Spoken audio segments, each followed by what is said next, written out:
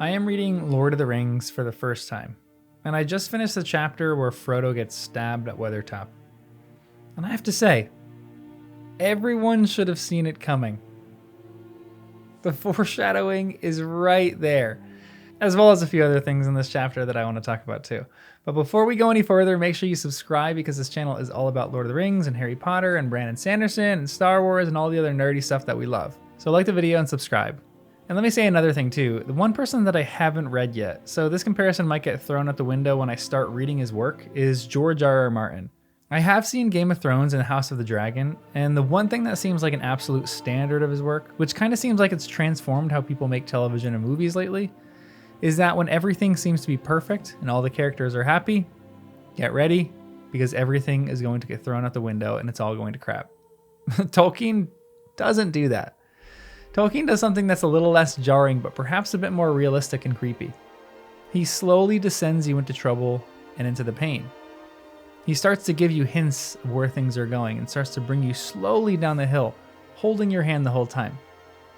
This chapter, chapter 11 of Fellowship of the Ring, culminates and ends in Frodo getting stabbed and taking the ring off. It's scintillating. But the whole chapter is slowly beckoning you to believe that it is going to happen. It doesn't really seem to happen suddenly at all. You almost expect it, but it's still surprising at the same time. He is a master at foreshadowing big and small things. And I want to talk about 4 times in this chapter where things were masterfully foreshadowed. The first is the most obvious. It's, I believe, the first time that we've really left the side of Frodo in the whole tale. At least the first time we've left him during his journey. The beginning of this chapter is all about Fatty Bulger. Poor Fatty. He's living in the house that Frodo bought in Buckland, and all of a sudden, he has this terrifying feeling like something is wrong during the night. Also, I want to make a quick note of this, but the very fact that the hobbits, and maybe everyone who is in the presence of the ringwraiths, immediately feels sad and depressed and scary is a pretty terrifying thing. And I could write a whole essay on that and the other creatures and other stories that have something similar to them. But Fatty is about to go to bed when the story pivots and brings us outside, where there is one ringwraith who stands by the door, hidden in the shadows, and then another 2 ringwraiths who are on the side of the house, seeing if he escapes. They wait for a few minutes before breaking down the door and finding nothing. Fatty ran out the back minutes before they even broke down the door because he just felt like something was off. The whole town of Buckland sounds the alarm, an alarm that hasn't been sounded in 100 years, which is ominous. And then the ringwraiths run for the exits as fast as they can. Then we shoot back to Frodo's perspective. It's a little weird story that Tolkien decided to throw in, and on its surface just feels like a quick update on Fatty, which it is, but it's also a little arrow to show the reader that the ringwraiths are getting more serious about finding the ring and finding Frodo, and they will do anything that they can to get this ring. They are so serious that they're willing to break into homes to find it, which might not sound very serious right now, but it's strange. It's almost like the creatures who are already driven into madness by the ring are now driven into madness by their desperation for the ring. They've started to show how much more dangerous they can be because before all this, all we got were some looming figures trying to follow Frodo. Now we see that they are breaking into houses, and even in the previous chapter, they are releasing all the horses and ponies so they can find Frodo much easier. It's scary work. But this chapter being titled A Knife in the Dark is misleading because you kind of think that it might just be talking about this story with Fatty. But it's just a small little story that is going to lead to a larger story of Frodo being stabbed at Weathertop. The second instance of foreshadowing of Frodo getting stabbed is a joke in the text that Aragorn takes very seriously. This is what the book says. Next morning they set out again soon after the sunrise. There was a frost in the air, and the sky was a pale clear blue. The hobbits felt refreshed, as if they had a night of unbroken sleep. Already they were getting used to much walking on short commons, shorter at any rate than what in the Shire they would have barely thought enough to keep them on their legs. Pippin declared Frodo was looking twice the hobbit that he had been. Very odd, said Frodo, tightening his belt, considering there is actually a good deal less of me. I hope the thinning process will not go on indefinitely, or I shall become a wraith. Do not speak of such things, said Strider quickly, and with surprising earnestness. It's a small little line, but it just puts something in the mind of the reader about Frodo becoming a wraith, so that when he gets stabbed by the Morgul blade, you look back at that line and think Frodo as just kind of like an accidental prophet. But it's masterful work by Tolkien here too, in just giving a reader a small hint or image in our brain of Frodo becoming a wraith. I have to admit too, because I don't really know the rest, this Morgul blade might not actually transform into a wraith. So I kind of just assumed that from the movies. It might do something else. Not sure, but those are the 2 bits of brilliant foreshadowing that I saw in this chapter for Frodo being stabbed. Now, there are 2 more that I want to talk about that are good lines mixed with good foreshadowing. The third, I guess, is the story of Aragorn, and the story that he tells about Tinuviel and Beren.